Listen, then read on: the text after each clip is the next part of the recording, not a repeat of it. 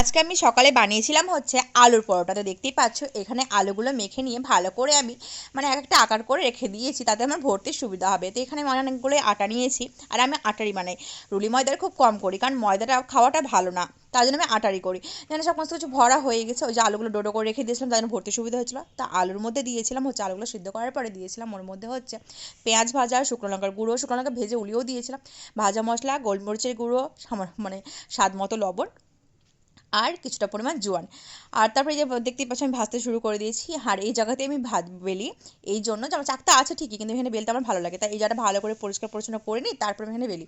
তো দেখতে পাচ্ছ গোল গোলই হয়েছে আমার, কিন্তু একটাও ফাটেনি কিংবা টেরা বেঁকাও হয় না, আমার কিন্তু ভালোই হয়।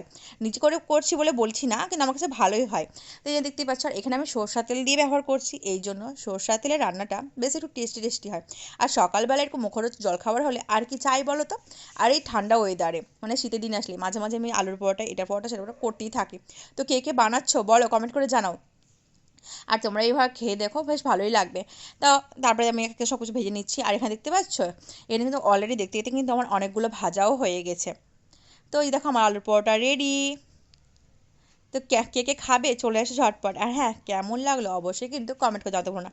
আর প্লিজ আমাকে একটু ফলো করে দিও, ফলো করে লাইক কমেন্ট শেয়ার করে দিও। তো চলো দেখা হচ্ছে আমার নেক্সট কোনো লাগে। তখন সবাই খুব ভালো থেকো, সুস্থ থেকো, টাটা।